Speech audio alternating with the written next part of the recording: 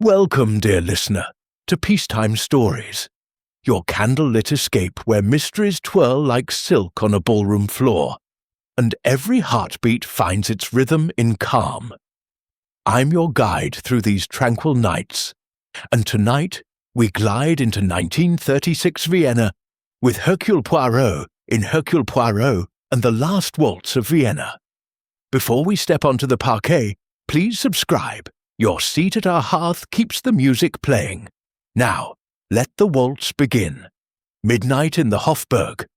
A ballerina spins, then freezes, lips turning blue, a poisoned sapphire clenched in her fist. The music never stops, but the killer vanishes into the waltz. Who leads the final step? Chapter 1. The Blue Danube turns crimson. The Hofburg Palace shimmered under a November moon in 1936. Its baroque facades gilded with frost that caught the chandelier's glow like 1,000 captive stars. Inside the grand ballroom, Vienna's elite swirled to the lilting strains of Johann Strauss II's On der schönen blauen Donau, the Blue Danube Waltz, violins soaring, couples gliding in perfect three-quarter time. Crystal flutes of sect fizzed. The scent of orchids and beeswax mingled with the faint metallic tang of old empire. Hercule Poirot, in Vienna for a discreet diplomatic symposium on European stability, stood at the periphery in impeccable tails, his patent leather shoes reflecting the parquet like twin obsidian mirrors. His green eyes, sharp as emeralds, catalogued the room, the Archduke's monocle flashing, the ambassador's wife's pearls luminous, the prima ballerina Countess Ilse von Habsburg, a vision in ice-blue tulle that floated like mist around her pirouettes. Ilse was the evening star, a Habsburg descendant turned dancer, her sapphire earrings the size of raindrops, catching the light with each turn. She danced with a man in midnight blue velvet, his mask a silver harlequin, his left hand gloved in crimson leather, an odd choice amid the sea of white kid. Poirot's moustache twitched. Curious, he thought, the left hand leads in waltz, yet his grip is tentative. At 11:11 p.m., the orchestra swelled to a crescendo. Ilse spun into a grand pirouette, her partner releasing her for the flourish. She landed, perfect, then faltered. Her smile froze, her lips blued like ink spilled on snow.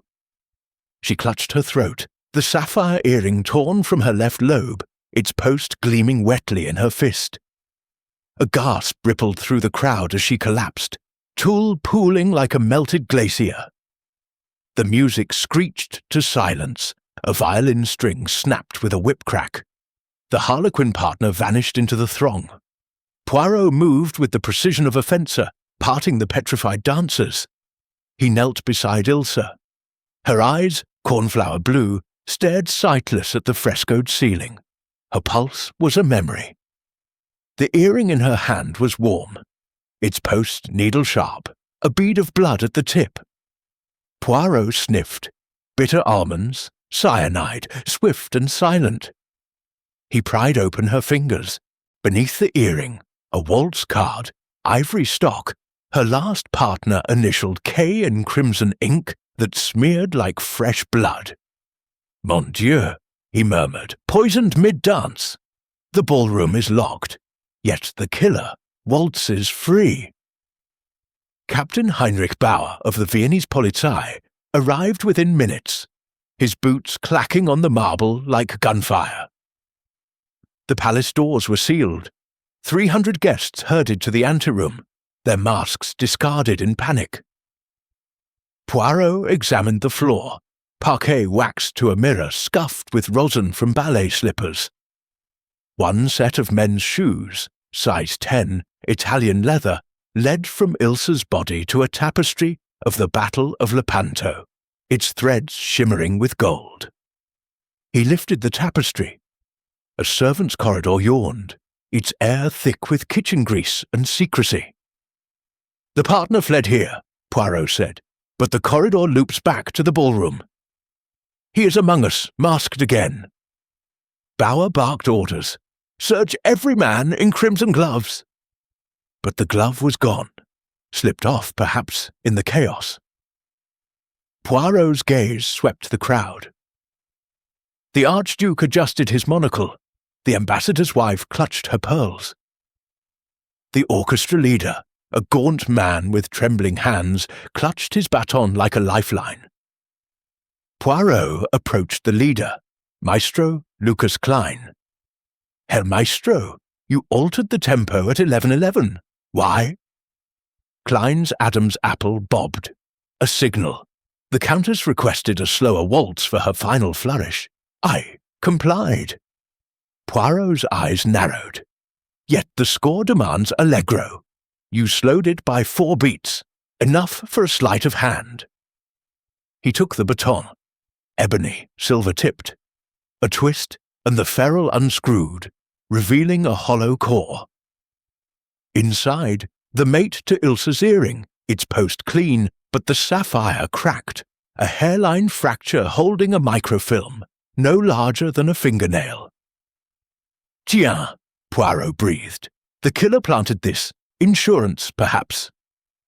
Under a magnifying glass in the palace's antechamber, the microfilm revealed blueprints, the Imperial Treasury's vaults, annotated in Ilse's delicate hand. Safe 3, Waltz, Step 724. A choreography of theft. Bauer paled.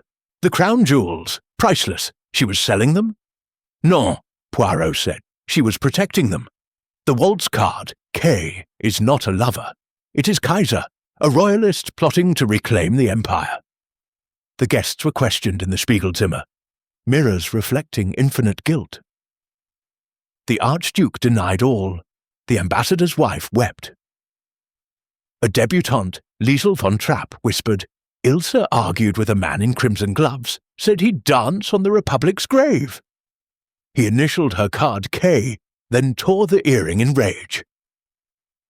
Poirot examined Ilse's body, now on a velvet chaise. Her right earring was intact, the left lobe punctured twice, once by the poisoned post, once by force. A crimson thread clung to the wound, silk, from the glove. He followed the thread's logic. The killer switched, earrings during the reverse turn, pricking her with cyanide. The waltz's spin masked the act. In the servants' corridor, Poirot found a discarded mask, silver harlequin, its eye-hole stained with rosin and a smear of sapphire dust. The mask's lining held a monogram, KVR, Klaus von Richter, a disgraced aristocrat exiled for plotting a Habsburg restoration. Bauer's radio crackled. Von Richter's villa, raided, empty, but a gramophone plays the waltz on loop. A note, "The Empire dances again at midnight." Poirot's smile was thin. "He mocks us. The encore is planned." At 1 a.m., Poirot stood in the ballroom alone, the chandeliers dimmed to embers. He placed the waltz card on the parquet, initial K glowing under his torch. The orchestra's abandoned instruments gleamed. Violins, cellos, a harp with one string snapped.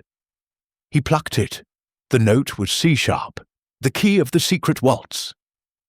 "The music hides the combination," he murmured. "Safe 3 opens with steps, 7-2-4. He danced alone, left, right spin, his cane tapping the beats. The mirrors reflected a solitary figure, waltzing with ghosts. At step 7, he paused by the organ loft. A panel clicked. Inside, a music box, its lid carved with the Habsburg crest. He wound it. The waltz played, slow, deliberate. The lid sprang open. Cyanide crystals, glittering like frost, and a second waltz card, initialed IVH. Ilse's reply, "The jewels stay with the people. Dance alone, K." Poirot closed the box. She refused him. He killed her for it. Bauer burst in. Von Richter's spotted, at the Prater Ferris wheel. Midnight ride, alone. Poirot's eyes blazed. The wheel turns like a waltz. He plans his escape, or his triumph. The ballroom's mirrors reflected the empty dais, the ghost of Ilse's final spin. The blue Danube had turned crimson, but the dance was not over. Poirot adjusted his tie, his cane a partner's hand. "To the Prater," he said. "The killer waltzes still." The chandeliers flickered, as if bowing to the inevitable encore. Chapter 2. The Phantom Partner's Footprints. The Prater amusement park lay under a lacework of frost at 2 a.m., its Ferris wheel a skeletal giant turning lazily against the star-pricked sky. Vienna's playground by day was a haunted carnival by night. The ghost train's painted devils leered in silence, the carousel horses frozen mid-gallop, their painted eyes reflecting the moon like accusations. Hercule Poirot arrived with Captain Bauer in a black Mercedes that purred like a panther, its headlights carving tunnels through the fog. The wheel's gondolas swayed gently. Empty save one, number 7, painted Habsburg gold, rocking with the weight of a solitary figure in a crimson cloak. "Klaus von Richter," Bauer growled, drawing his Luger. "He's cornered."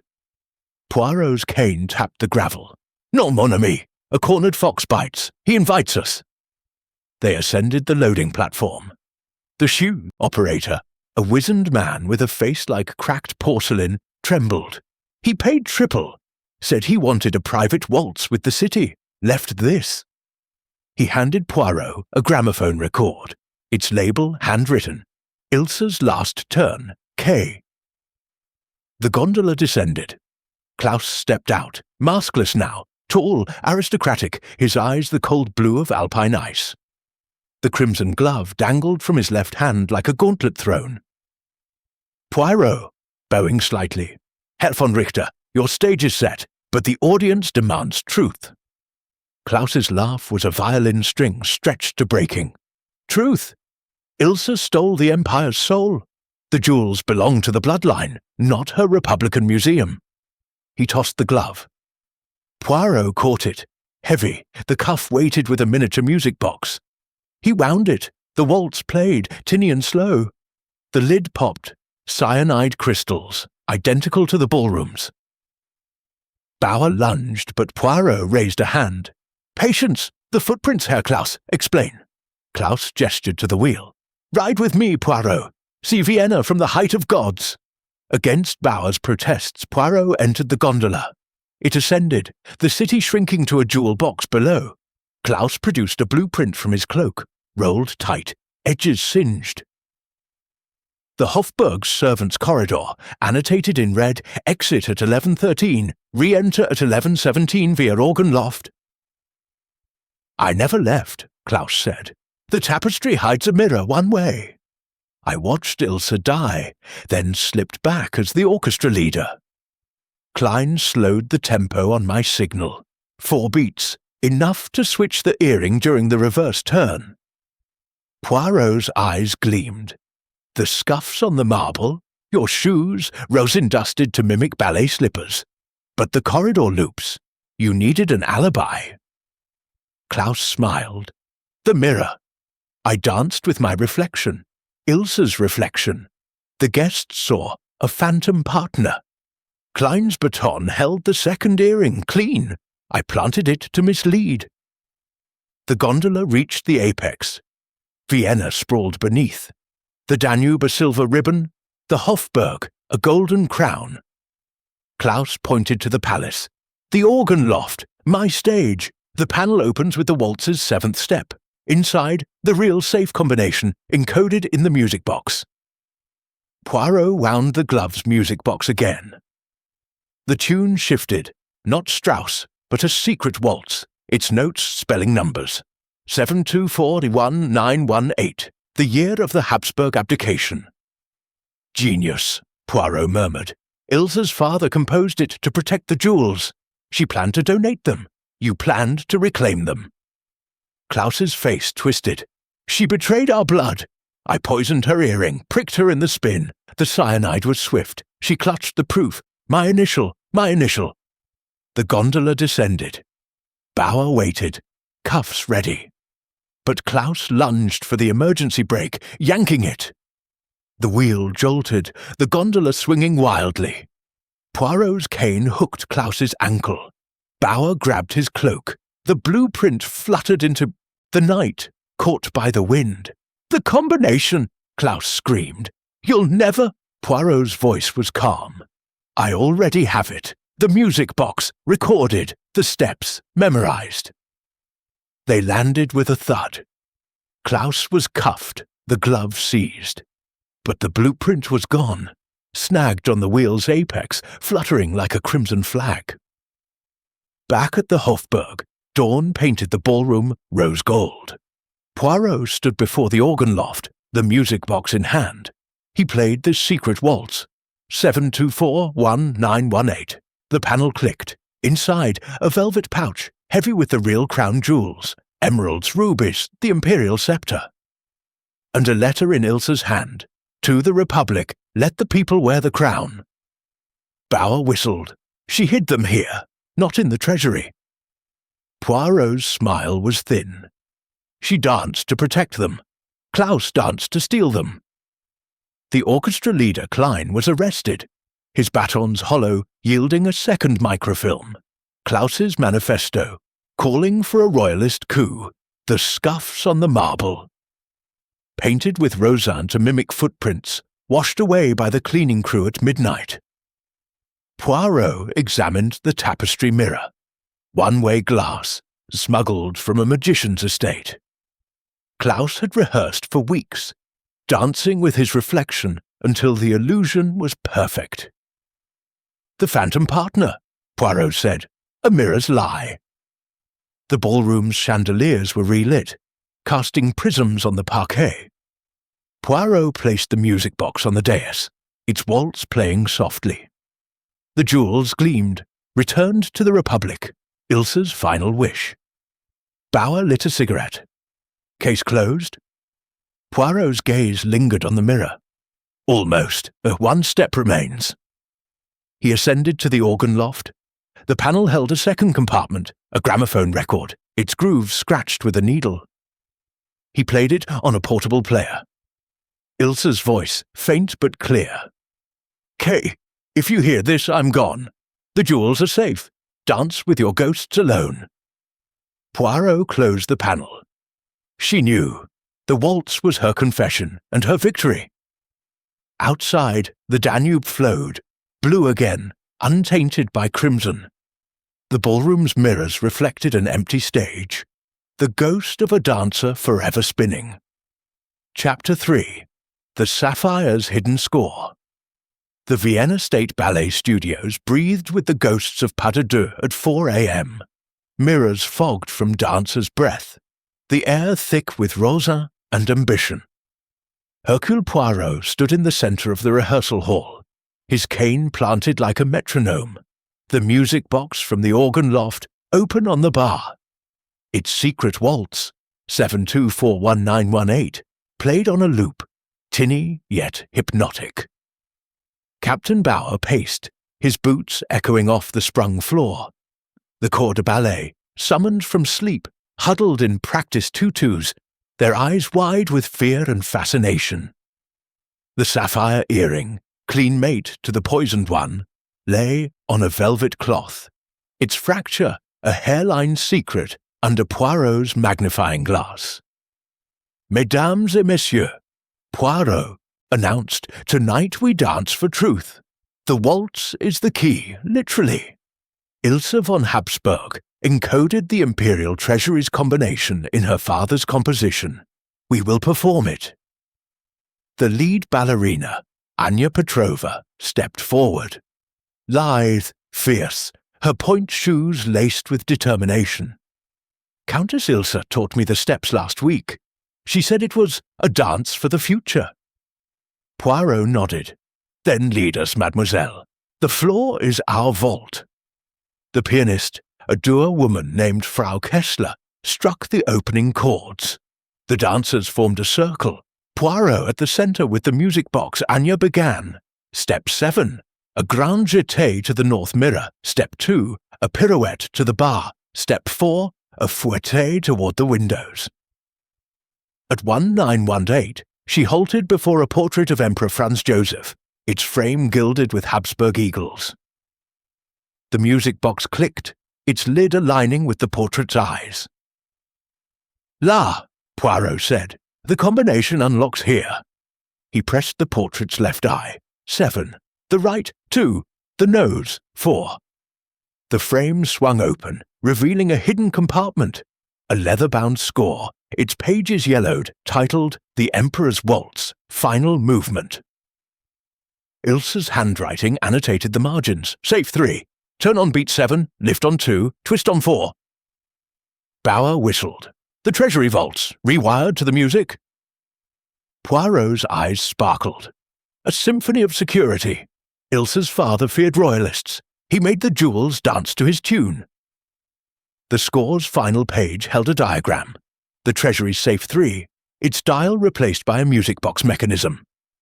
The waltz's notes, CGEA, spelled the override. But a corner was torn, the last note missing. Poirot held it to the light, smudged with rosin, and a fingerprint not Ilse's. "The killer tore the ending," he murmured, "to keep the jewels for himself." Anya's voice trembled. Ilse rehearsed this with Klaus. He was her partner, obsessed. Said the waltz was their destiny. Poirot descended to the treasury vaults beneath the Hofburg, a labyrinth of steel and shadow. Safe 3 loomed, ornate, brass dials gleaming. He inserted the music box into a slot disguised as a keyhole. The waltz played. The dial spun, 724-1918. A clunk. The door yawned open, empty. Only a single ballet slipper. Ilse's, its ribbon tied in a noose. "He took them," Bauer growled. "The jewels are gone." Poirot lifted the slipper. Inside, a microfilm, identical to the earrings, but complete. The missing note, F-sharp, the full combination, 724-19186. "The safe was a decoy," Poirot said. Ilse moved the jewels to the ballroom chandelier. The waltz's final lift, F-sharp, raises the mechanism. At dawn, the ballroom was a cathedral of light, chandeliers lowered for cleaning. Poirot climbed a workman's ladder, the music box in hand. He played the complete waltz, 724-19186. The central chandelier ascended, its crystals parting like a curtain. A velvet pouch dropped into his hands, heavy, glittering. The real crown jewels, the imperial crown, its emeralds like frozen tears. The scepter, rubies pulsing like heartbeats. Bauer's jaw dropped.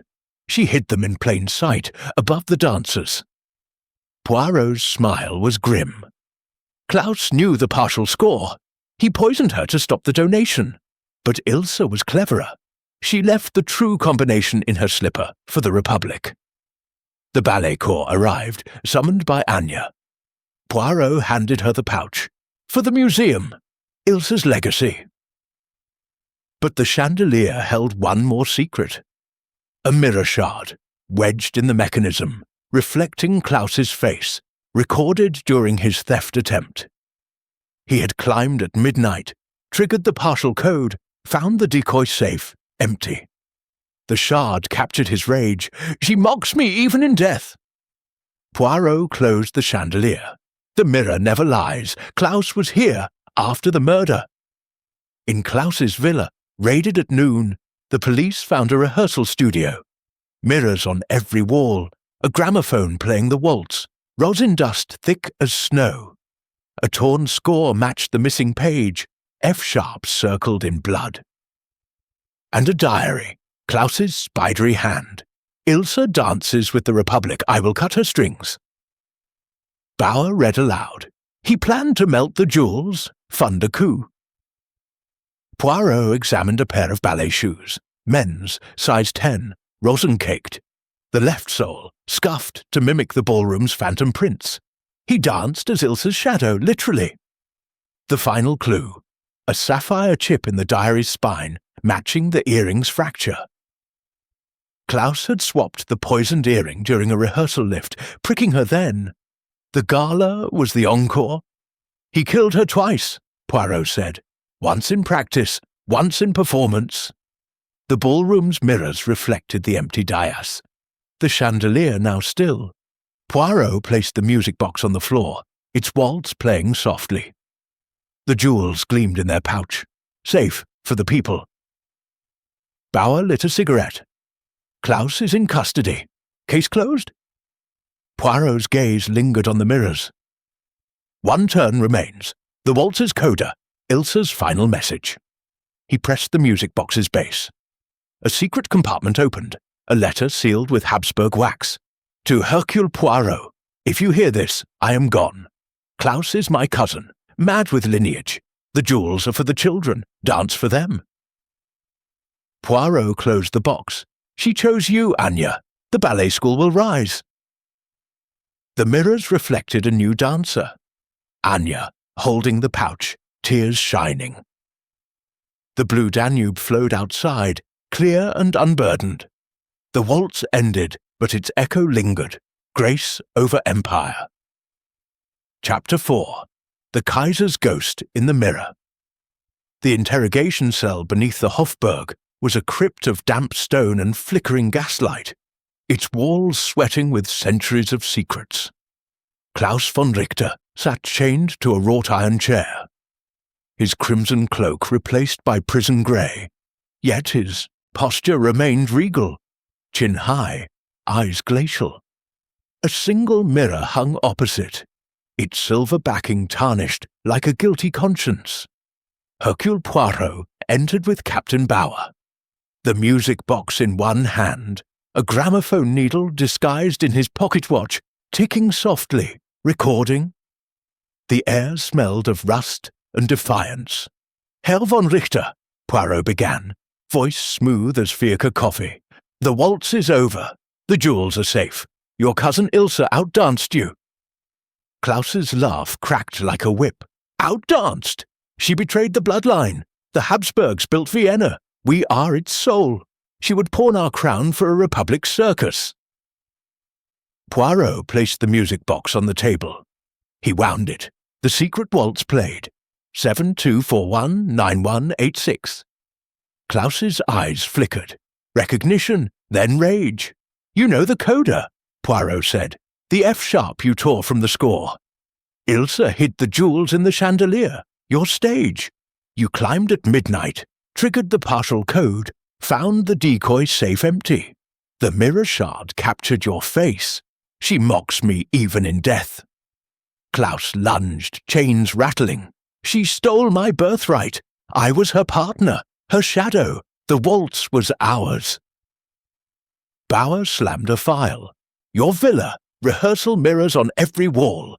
You practiced the reverse turn for weeks, switching the poisoned earring in lifts. The gala was your performance. Poirot produced the sapphire chip from the diary. This fractured when you tore the earring in rehearsal, pricking her then. The gala dose was the finale. Klaus's smile was venom. She felt the first sting 3 days ago, during Schwanensee. I whispered, for the Kaiser.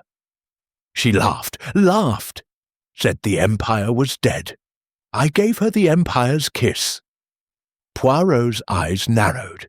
The surveillance mirrors in the ballroom, your installation smuggled as artistic enhancement. One-way glass. You watched from the organ loft, danced with your reflection, Ilsa's reflection. The guests saw a phantom. He activated the pocket watch. The needle played Klaus's voice, recorded in the cell moments ago. The waltz was ours. Klaus paled. You tricked me. Non, Poirot said. You confessed to the mirror. It never lies. In the ballroom at noon, the chandeliers were raised, crystals chiming like 1,000 tiny bells. Poirot stood beneath the central one, the mirror shard in hand. He held it to the light. It reflected the dais, Ilsa's final spin. A technician projected the shard's image onto a screen. Klaus's face, distorted with fury, climbing the chandelier at 12:03 a.m., the partial code failing, his fist smashing the decoy safe. Bauer gasped. He recorded himself, arrogance. Poirot shook his head. The mirror recorded him. Ilse installed the shards, knowing he'd come, a trap within a trap. The ballet court arrived, led by Anya. Poirot handed her the complete score. Ilse's father composed this for the Republic. The F sharp, the People's Note. Anya played it on the grand piano. The chandelier descended fully, revealing a second compartment, a film reel, labelled Kaiser's Ghost. Poirot threaded it into a projector. The screen flickered. Klaus and Ilse as children, dancing in the Hofburg, their father filming. Ilse's voice, young. The jewels are for everyone, Etty. Klaus fierce. They're ours. The reel cut to the gala. Klaus switching the earring during the reverse turn, 11:11 p.m. His gloved hand pricking her lobe, cyanide swift. Ilse's eyes widening, recognition before collapse. The camera, hidden in the mirror, captured it all. She filmed her own murder, Bauer whispered. Poirot's voice was soft. She suspected. The reel was her insurance for the Republic. In Klaus's cell, the mirror was removed, shattered. Poirot faced him one last time, the reel in hand. Poirot, you danced with a ghost, Herr Klaus. Ilse's reflection was her weapon. The empire you worshipped, she buried it. Klaus's voice broke. She was my partner. The waltz was hers, Poirot said. The coda, F sharp, is freedom. The Treasury vaults were open to the public that afternoon. The jewels gleamed in glass cases, labelled Gift of Countess Ilse von Habsburg to the Republic. Children pressed their noses to the displays. Anya's ballet school received the chandelier's crystals for costumes. Poirot walked the ballroom alone at dusk. The mirrors were covered, no more ghosts.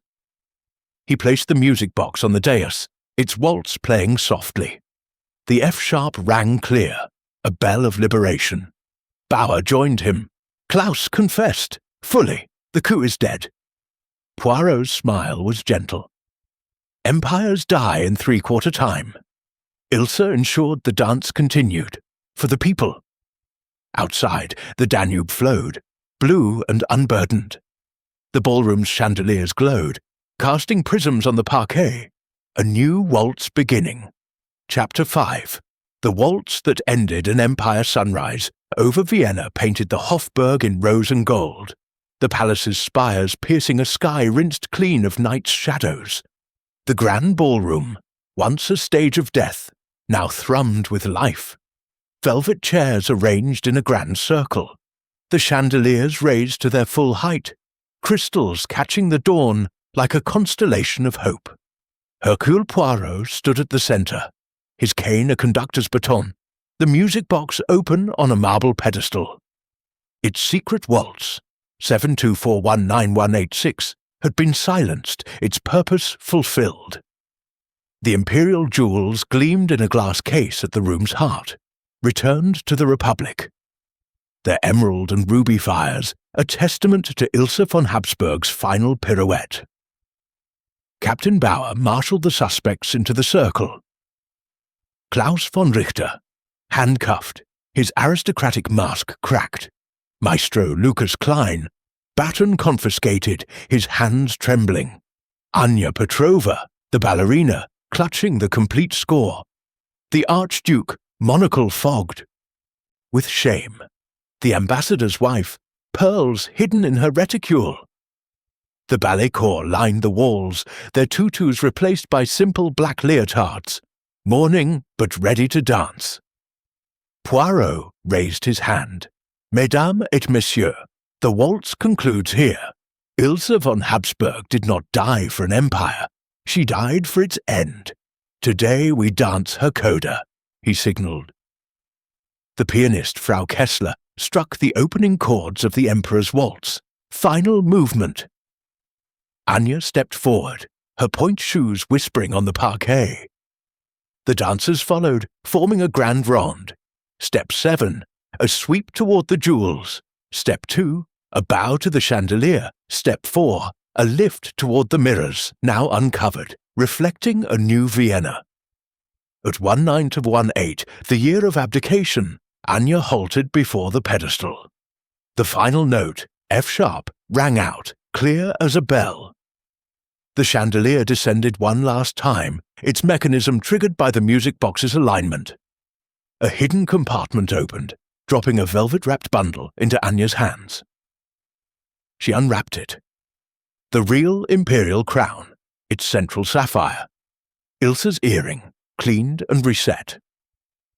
A note pinned to the velvet. For the children's stage, let them wear the stars. Bauer's eyes widened. She hid the crown above us, in the light. Poirot's smile was soft. Ilse danced with the future. The jewels were never in the vaults. They were her crown. Klaus lunged, chains clanking. She robbed us. The Habsburgs. Poirot's voice cut like a blade. The Habsburgs fell in 1918. Ilse rose in 1936. The crown is the Republic's now. He produced the film reel, Kaiser's Ghost. This captured your crime, Herr Klaus. But Ilse edited it. Her final cut. Watch. The screen flickered. Klaus switching the earring. Ilse's eyes meeting the mirror, knowing. Her lips formed a word. Dance. The reel ended with her collapse, but a new frame appeared. Ilse, alive in the studio, speaking to the camera. If Klaus kills me, let the waltz live. The jewels are for the children. Anya, lead them. Anya's tears fell. She chose me, her heir. Poirot handed her the crown. For your ballet school.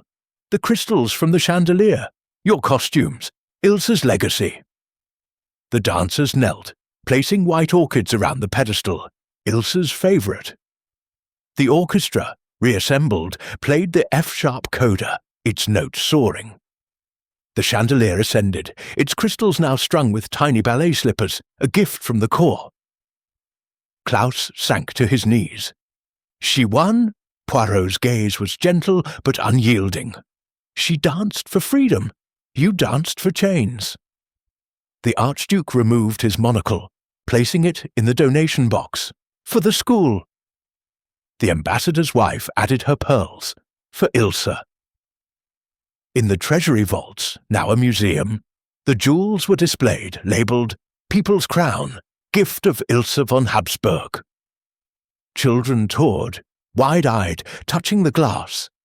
Anya's school received the music box, its waltz now a lullaby for young dancers. At noon, Poirot hosted a final waltz in the ballroom. The parquet gleamed, the mirrors reflected a new generation. He partnered Anya, his steps precise despite his stature. The orchestra played On der schönen blauen Donau, fast, joyful. The dancers spun, their shadows merging with Ilse's ghost. Poirot, whispering, Grace endures, mademoiselle. Empires fall, but the waltz, it rises. Anya smiled through tears. She's here, in every step. The chandelier glowed, its crystals now sapphire blue, reset with Ilse's earring. A plaque beneath, for the children who dance. Klaus, in his cell, received a final gift, the poisoned earring, melted into a brooch, cyanide neutralized, shaped as a ballet slipper. A note from Poirot. Wear your defeat with grace. Bauer joined Poirot outside, the Danube sparkling below. Case closed? Poirot tossed a white orchid into the river. Complete. The empire is ash. The waltz is eternal. The ballroom's doors opened to the public, free entry. Children danced where Ilse fell, their laughter echoing in three-quarter time. The mirrors reflected a Vienna reborn. No ghosts, only light. Poirot walked the palace gardens, the music box in his pocket silent now. He paused by a fountain, its water dancing in arcs. He opened the box one last time. F-sharp rang out, then stilled. Adieu, Ilse, he murmured. Your final bow. Magnifique. The Danube flowed, blue and boundless, carrying the waltz to the sea. Vienna danced on, unburdened, its heart beating in three-quarter time.